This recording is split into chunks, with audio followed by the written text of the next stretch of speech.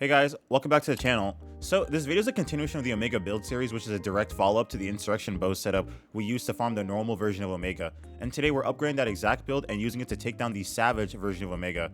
And there's also a few extra topics we'll cover throughout this video, so let's just head to the table of contents and I'll point you to the section that fits what you're looking for.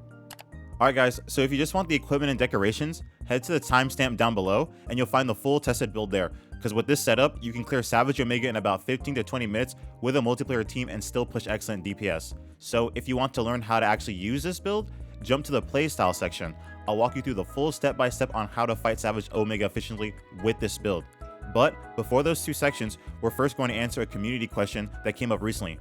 Which build should you use? The spread light bowgun or the spread bow versus Omega? So we're going to break that down into detail. And right after that, I'll share some key optimizations from the community that are really worth paying attention to. They're small adjustments, but they make massive differences to your fight. So check out the timestamps, jump to whichever part you want, or watch the whole thing if you want to like the complete breakdown. Alright, so our community member is asking a question. They're asking, which build does more damage and is better? The Rebel Cannon spread light bowgun or the Insurrection spread bow? I'm here to tell you that the Insurrection bow is the better option and far more efficient for farming Omega, especially the Savage version. Now yes, the spread light bowgun technically does more raw damage per shot when we're talking about rapid fire and charge shot. It's always going to outdamage the bow's power shot and power volley on paper. But here's the thing, there's a reason why my Savage light bowgun video is 20 minutes long, while this one is probably only going to be about 10 minutes long. With the spread light bowgun, you have to make precise decisions every few seconds. When to attack, when to reposition, when to reload, and if you mess up even slightly, you get punished. The margin of error is razor thin. With the Insurrection bow, the entire flow of combat changes. It's faster, more fluid, and more safer once you understand its rhythm. The bow doesn't hit harder per shot, but it delivers bursts of damage almost instantly. Burst shot has nearly no end lag, meaning you can shoot, dodge, and fire again without getting locked into long animations. And that's what makes the bow so deadly in this matchup. It outputs its full damage cycle way faster. And to explain this better, I want to use a boxing analogy. So there's something called the Dempsey roll. It's a maneuver created by a heavyweight boxer called Jack Dempsey. The fighter weaves their upper body left and right in a figure 8 motion, building momentum while staying evasive. The beauty of the Dempsey roll is that while you're dodging punches, you're also charging power in your body, so when your opponent misses, you counter instantly with the stored energy. It's a defensive move that becomes offensive. That is exactly how the Insurrection bow works in this fight. When you're using charge sidestep, you're not just dodging, you're powering up your next shot. Your defense and offense happen at the same time. With the light bowgun, you're either attacking or evading, but with the bow, those two actions merge and you're always attacking, always moving, always building momentum. That's why the Savage Omega bow hunt only took 14 minutes. You'll see how smooth, aggressive, and efficient this weapon becomes once it's fully optimized. Next, let's talk about some community optimizations. So in our previous video, someone mentioned that the precise or ballistic skill might not be as effective on bow and that there could be a better option. And after discussing with a few people in the comments, I came up with the conclusion that to optimize this build even further, we're going to replace precise with critical eye to increase the consistency of our critical hits. And honestly, this change makes this build feel smoother and the damage way more consistent than before. But that's not all. We also had an amazing contribution from a community member that's going to optimize all of our Omega runs drastically going forward on this channel. So huge shout out to Lex Aegis for pointing out in the comments that instead of using the Ardian Paralysis Light Bowgun for Nursilla that we've been using before, it's better to use the Kut Light Bowgun because it has Paralysis ammo and Flame ammo, which means it's really good for not only paralyzing, but killing Nursilla. And it's like basically, it just hits significantly harder than what we've been using before. So definitely take her advice and swap that out for your setup. It's a simple change that drastically improves performance.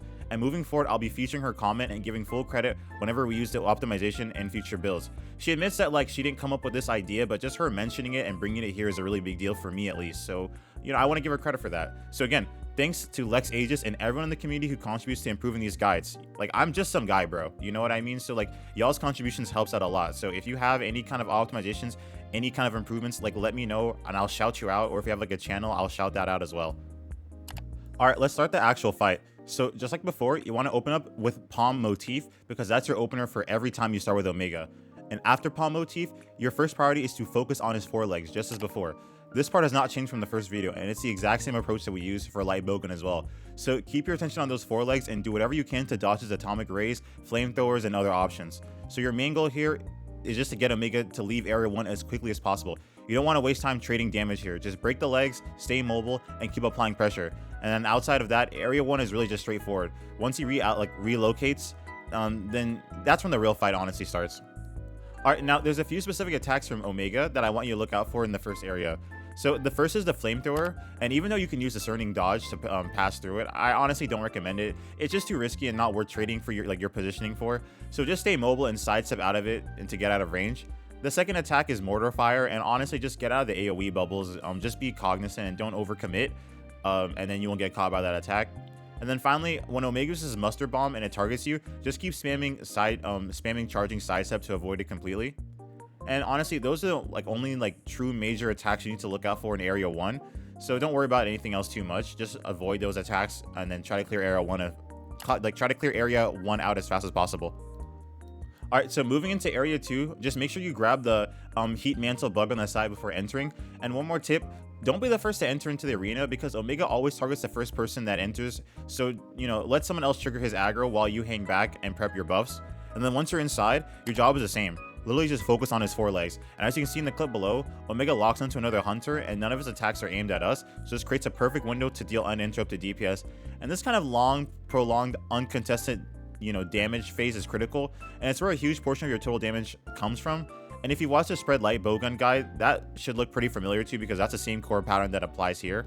And your main objective is just to recognize that these windows of safeties, you need to capitalize on them because no matter what weapon you're using, whenever you're not being targeted, you should always capitalize on that free damage.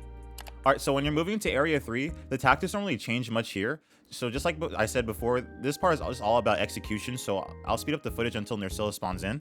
But whenever Nerscylla appears, immediately hop onto your mount and switch on your Paralysis light bowgun. You fire 2 paralysis shots, which are guaranteed procs that will paralyze Nerscylla, then switch back to your Insurrection bow.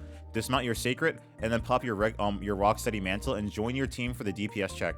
You'll also need to rely on the Endemic Life to keep Nerscylla crowd controlled throughout this phase, and if everyone plays their role correctly, she'll barely be able to get a chance to move. And at our run, Nerscylla only launched 1 attack during the entire DPS check, and that's just how clean this setup was. So, it really depends on team composition as well. We had 3 dedicated damage dealers, a heavy bowgun user, a charge blade, and, me, the light bowgun player, which is a solid team comp, and as well the hunting horn player to put it all together. So, yeah, this area is pretty fine.